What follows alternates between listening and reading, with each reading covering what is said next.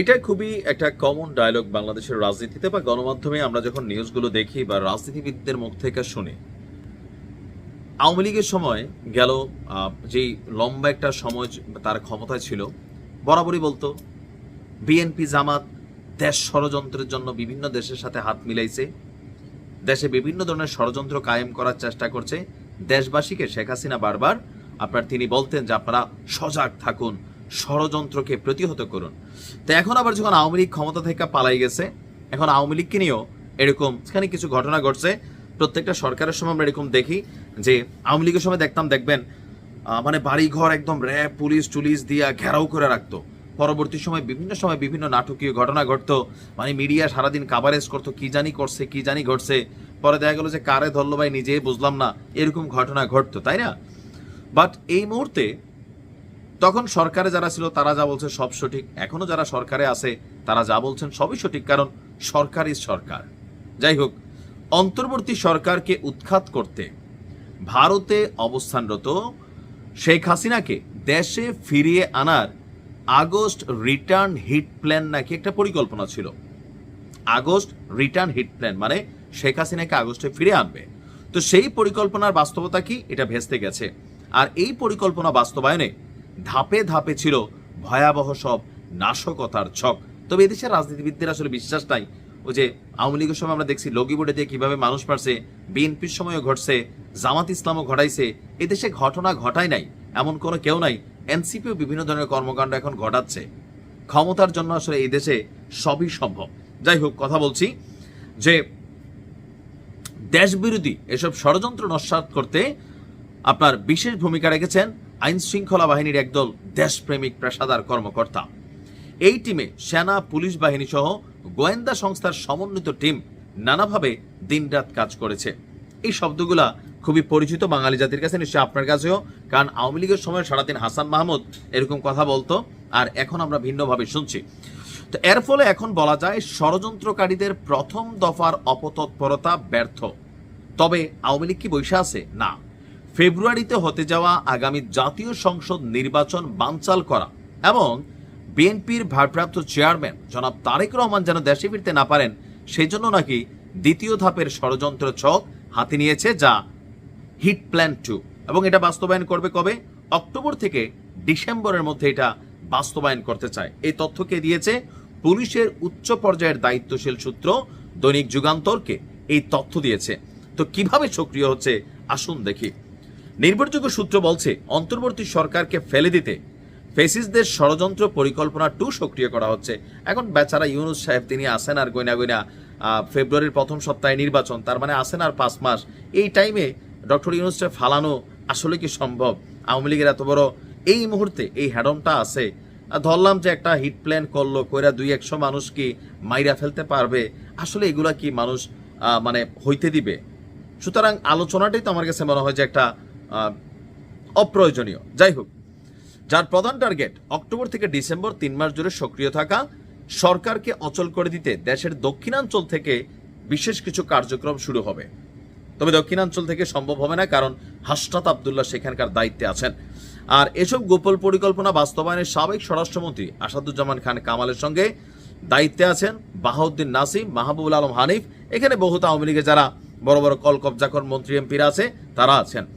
Officially বসে কাজের সমন্বয় করতে কলকাতা এবং দিল্লিতে আওয়ামী লীগের গোপন পৃথক অফিসও খোলা হয়েছে, আর সেখানে তারা 5ই আগস্ট থেকে কাজও শুরু করেছেন। লক্ষ্য 3টা: জাতীয় নির্বাচন ভণ্ডুল করা, যে কোনো উপায়ে তারেক রহমানের দেশে ফিরে আসা প্রতিরোধ করা, একের পর এক ঘটনা গড়িয়ে দেশকে এমন পরিস্থিতিকে নিয়ে যাওয়া যেন সৃষ্ট প্রতি বিপ্লবের অগ্নিগর্ভ পরিবেশে যে বিপ্লব হয়েছে পাল্টার একটা বিপ্লব হবে, সেই বিপ্লবের মাধ্যমে শেখ হাসিনাকে দেশে ফিরিয়ে আনার সুযোগ করা। দেশে ঘটনা হয়তো ঘটাইতে পারবে, ঘটায়, পলিটিশিয়ানরা নোংরা খেলা খেলে, কিন্তু তারেক রহমানের ফিরানো আটকানো এটা তো ভাই অসম্ভব একটা বিষয়। লন্ডনে বৈশা তারেক রহমানের কি একটা চুল ছিঁড়তে পারবে বা ওনারে দেশে এসে দিতে পারবে না? এটা একটা অসম্ভব ইস্যু, এটা সম্ভবই না। আর বাকি রইল প্রতি বিপ্লব। এই মুহূর্তে রাজনৈতিক দলগুলোর মধ্যে অনেক বিভাজন আছে, কিন্তু একটা ইস্যুতে সবাই এখনো এক জায়গায়, সেটা হচ্ছে আওয়ামী লীগ। এটা আপনি চোখ বন্ধ করে রাখেন, ধরেন জামাত বিএনপি মারামারি কোপাকুপি করতেছে, হঠাৎ যদি শুনে শেখ হাসিনা আইতেছে রে ভাই, সব একসাথে হইয়া আগের মতন বন্ধুর মতন ঝাঁপাই পড়বে, এনসিপি উহিরে আসবে, মানে যারাই আছে প্রত্যেকে এক হবে। কারণ সবাই আওয়ামী লীগকে এই মুহূর্তে পুনর্বাসন করার ভুলটা বা ঢুকতে দেওয়ার চান্সটা কোনোভাবেই কিন্তু দিবে না, নিবে না। তা আওয়ামী লীগ কি বাংলাদেশে ফিরবে না? অদূর ভবিষ্যতে যখন তাদের রিজিক থাকবে তখন ফিরে আসবে। এটা মানে শেখ হাসিনার পতন ঘটবে যেমন একটা অস্বাভাবিক অকল্পনীয় ইস্যু ছিল, এরকম হয়তো অকল্পনীয় একটা ঘটনা কোনো সময় ঘটতে পারে। আর ওই ঘটনাটা তখনই ঘটবে যখন আগামীতে যারা রাষ্ট্র ক্ষমতায় আসবে বা যারা এখন মনে করতেছে আওয়ামী লীগের স্বৈরাচার ছিল, ফেসিস ছিল, চাঁদাবাজ লুটেরা ছিল, তো এদের বিপরীতে দেশ যদি জান্নাত না হইয়া আবার জাহান্নাম হয়, তখন বাঙালির কিন্তু মানে চিন্তা বদলাইতে সময় লাগে না।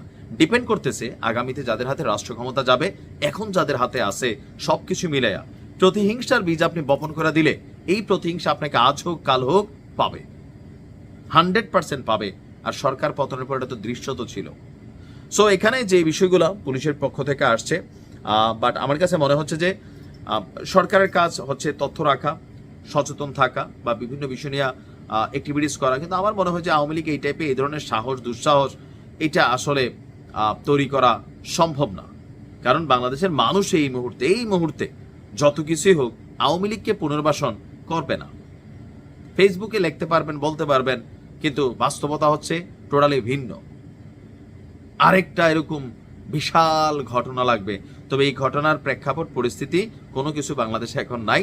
সুতরাং আওয়ামী লীগের হিট প্ল্যান 2 না, যদি নির্বাচনের আগে আরো হিট প্ল্যান 10-এও যায় এই মুহূর্তে সম্ভব হবে না। আপনি সাদাকে সাদা বলতে হবে, কালোকে কালো। কারণ দীর্ঘ সময়ের যে জুলুমের ইতিহাস আওয়ামী লীগ তৈরি করছে, সাপোর্টার আছে, ফ্যান ফলোয়ার আছে, কিন্তু সাপোর্টার ফ্যান ফলোয়াররা জীবন দিতে প্রস্তুত ফেসবুকে। বাস্তবে আপনি দেখেন তো কই পাইতেছেন যে 500, 1000, 5000, 50,000 আওয়ামী লীগ বা আপনার এলাকাতে থাকা আওয়ামী লীগ, ছাত্রলীগ, যুবলীগ এক হইয়া এলাকার মধ্যেই তো আছে বা বাংলাদেশে আছে। কিন্তু এই যে নৈতিক যে মনোবলটা ভাঙা গেছে, এইটাকে তৈরি করতে লম্বা সময় লাগবে। নৈতিক মনোবল এক জিনিস, পাপ নাই শরীরে ডর থাকে না, যেই শরীরে পাপ আছে ডর আছে, কারণ জুলুম তো করছে, বিভিন্ন জায়গায় ঘটছে এগুলা। তো সেই জায়গা থেকে মানুষ এখন বিএনপিরে খারাপ বলতে পারে, জামাতরে বলতে পারে, ইউনূসরে খারাপ বলতে পারে, আরো বিভিন্ন কথা বলতে পারে, কিন্তু আওয়ামী লীগের পুনর্বাসন এই মুহূর্তে আগামী 5-7 বছর অন্তত সম্ভব না।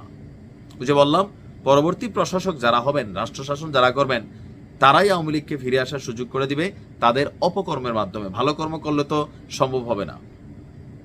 ভালো থাকুন, আসসালামু আলাইকুম।